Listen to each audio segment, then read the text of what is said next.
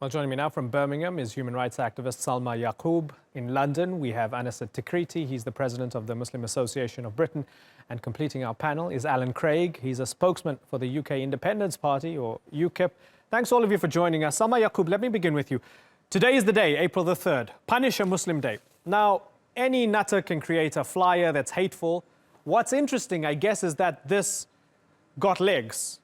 It became viral. It actually became a thing. How did we get to the point where such a hateful flyer could actually become ubiquitous and become something that's prevalent on the streets and in the communities around the UK? Well, the reality is that what is actually ubiquitous is anti-Muslim feeling now. It's really sad. I'm born in this country, I'm raising my children in this country, and there's no other place that I'd rather be. The people here are fantastic. But unfortunately, due to the political situation over the last 10, 20 years, there has been a slow and steady increase in anti-Muslim prejudice, which has not just come from the fringes, the kind of usual suspects, the far right, but even in mainstream discourse. So we are seeing in the figures when it comes to crimes against Muslims. I mean, just last month we had a young woman, only 18, a teenager student, actually beaten up, not by men, by 6 young women, and she actually has died. And this kind of thing we did not experience before in this country. Right. But there is now a level of prejudice and people feeling that they can act in this way, which didn't occur before. And I see Punish a Muslim Day as just one part of that bigger picture. I see. Alan Craig, is anti-Muslim sentiment now mainstream in your country? No, it's not. No, I think Salma, with due respect, is talking through the top of her head. I think Muslims are very welcome in our society. They're a main significant part of our society and are welcome. I think one of the problems is, of course, we do conflate and confuse Muslims with Islam. If she said that there's a growing suspicion about Islam as a religion, as an ideology, well, I think she'd probably be right. But that does not translate into hostility towards Muslims. We can, of course, all of us cite instances. I could cite an instance, say, in Oldham, where 3 solo white men have recently been beaten up by Muslim gangs in Oldham. And this is an issue that's been going on for many years. It was first reported by the police chief in Oldham back in 2001, when he was said that something like 65% of the violent attacks on the streets were by what he called Asian men on white people. But that doesn't actually mean that all Asian men or all Muslim men are hostile and do it. We can, of course, find examples. But overall, I think my experiences as I live in the East End of London, and my experience of my Muslim friends and so on, is that actually we have a welcoming society. But there is an issue about Islam, and of course we do need to debate that. If you go back 50 or 60 years, the rising ideology then, or the risen ideology then, was communism, and people want to discuss and debate that. Well, Islam as an ideology, as a religion, is new to these islands, and we need to be able to discuss it. But don't confuse that with anti-Muslim hatred. Okay. So, Salma, Alan accused you of talking off the top of your head. I'm going to give you a chance to respond in just a second. Let me get Anis's response first. Anis, Alan Craig's saying Islam, like any other set of ideas, should be open to criticism in a free society. That's what's happening. Muslims themselves are not being attacked. What do you think? The facts allude to something totally different. Facts show that Islamophobic or attacks driven by hatred of either Islam or Muslims, I don't see what the difference is. If people want to criticize Islam, they're going to criticize those who also believe in Islam. But the facts are facts. Last year in London alone, there were more than 1,000 attacks on Muslims.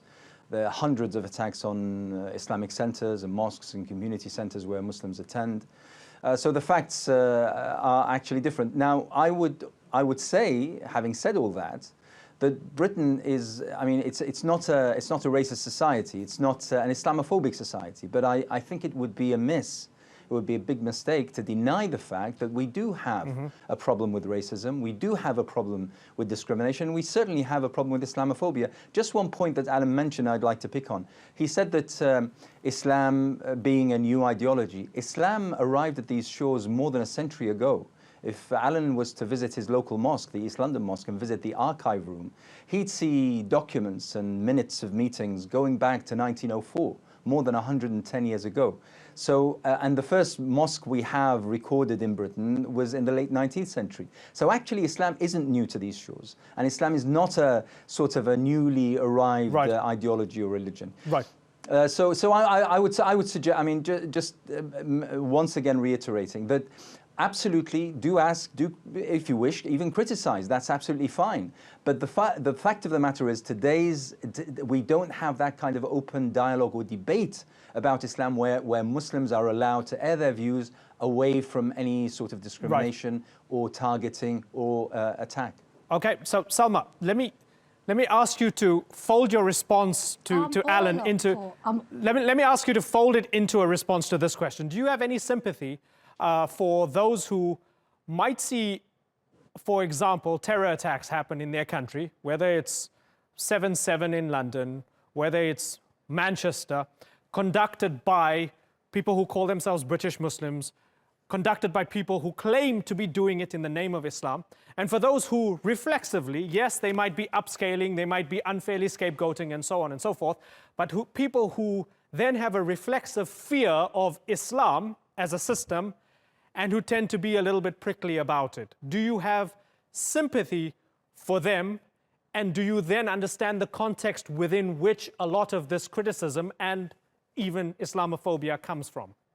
Of course, and the response of mainstream Muslims has been consistent, that these actions are condemned. They are not reflective of the faith. They are not reflective of Muslims as a collective or a group. And unfortunately, when some people talk about these incidents rather than focus on the individuals concerned, there is a form of collective punishment. And I think that's what's dangerous. It's not that we can't empathise with that, of course, and that's why there are very visible expressions, things like "not in my name" and showing solidarity and humanity and concern. And all these people who carry out these attacks actually see other Muslims who aren't like them as fair game, as it were. So it's not as if other British Muslims are bomb-proof in any way. So the physical danger, as well as the backlash, is experienced by British Muslims who have consistently come out and condemned such actions. What's sad is that when people from other communities commit certain acts, it's taken as either a mental health issue or an individual issue in that person.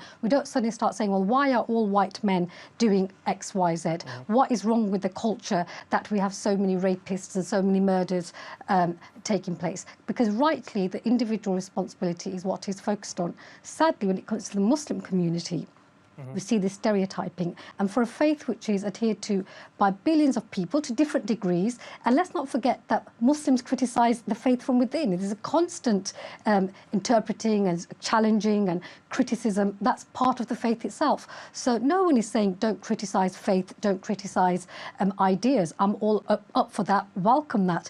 But it's actually a bit disingenuous when some people who claim that this is about a debate and an open and honest intellectual debate actually just use it as a cover to attack Muslims and justify making a hostile environment for Muslims. And I think we need to call that out. Okay, so talking about the hostile environment, Alan, bear with me for a second. I want to paint a picture of the zeitgeist a little bit, right? So I've got some stats from the European Islamophobia report. It says in 2016, 47 Muslim places of worship were attacked in the UK.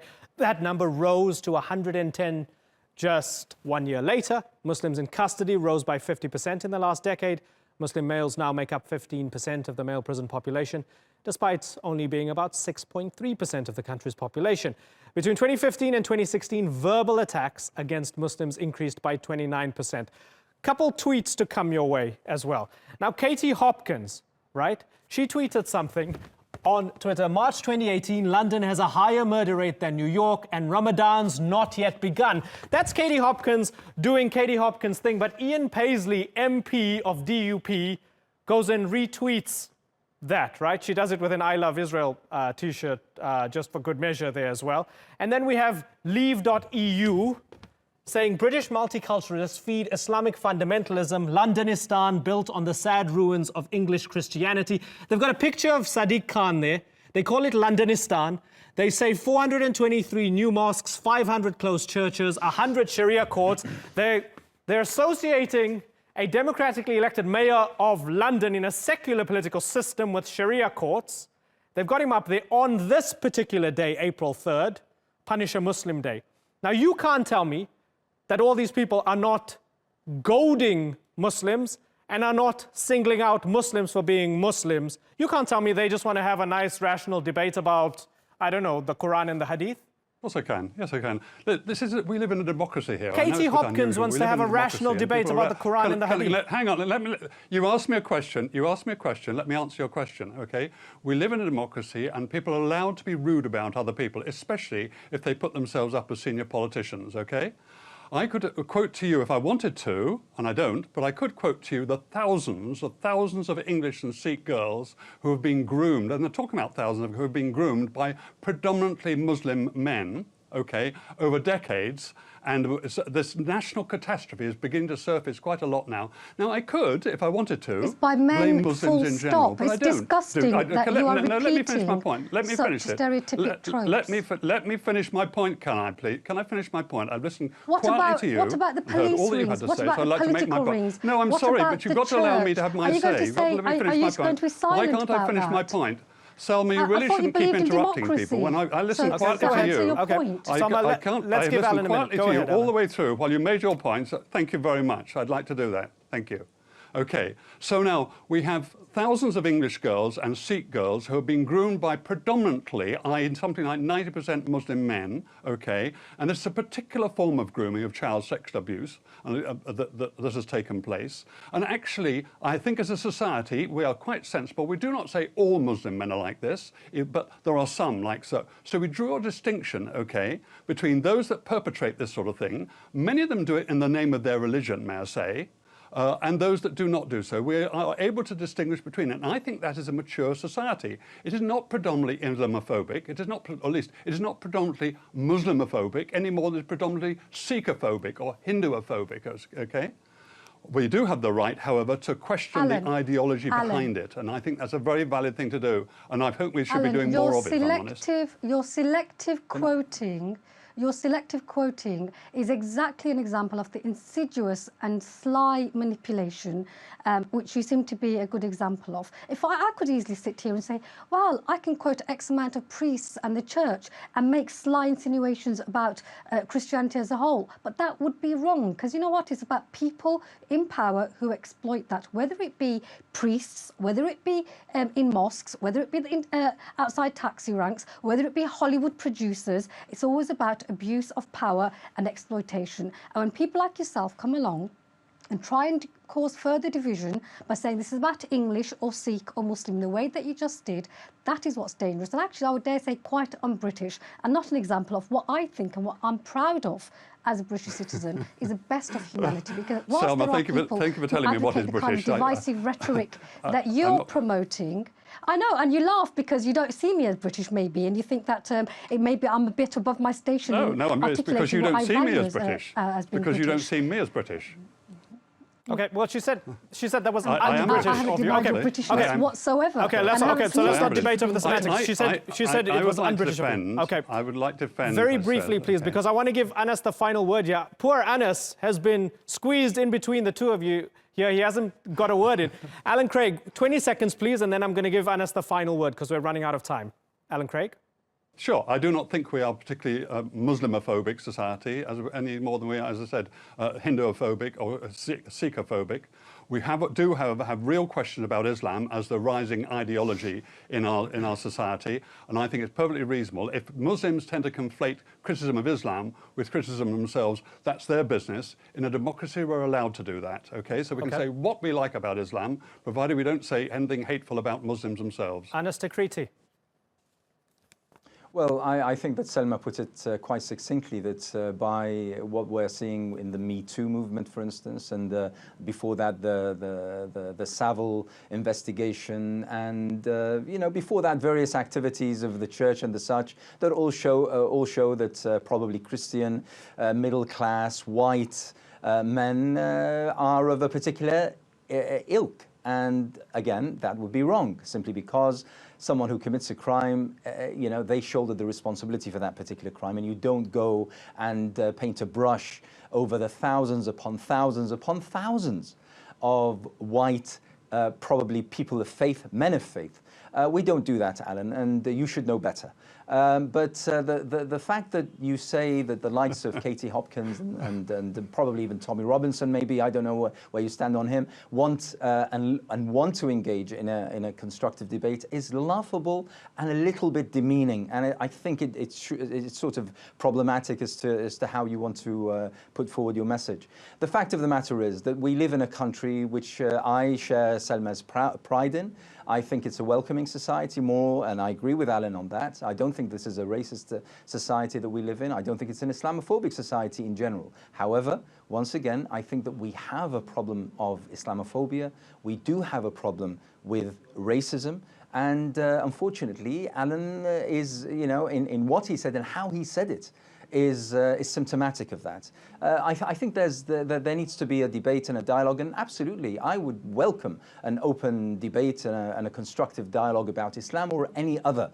But the fact of the matter is, what we're doing today is we are targeting Muslims because there are too many headlines. There are too many officials that come representing probably even the mainstream and talking about people's faith, talking about people's... I mean, by the way, even today we're meeting on Punish a Muslim Day, that reprehensible letter that went around the country. But yet every single media interview I have been attending ends up somehow asking Muslims about their behavior, asking Muslims what they should do better, asking Muslims whether they're integrated or not. Ultimately, the victims in this case being held accountable or held even responsible for the fact that they are being attacked. I think we need to shift the kind of discourse and narrative. I think we need to change the conversation. I think we need to start asking the right questions. Okay. Listen, I'd love to continue. I hope you all felt that I gave you a fair opportunity because I really have to wrap. I've got to move on to another debate. But I really appreciate you all taking the time, having this healthy debate with us. Alan, Salma and Anas, thanks for joining us on the Newsmakers.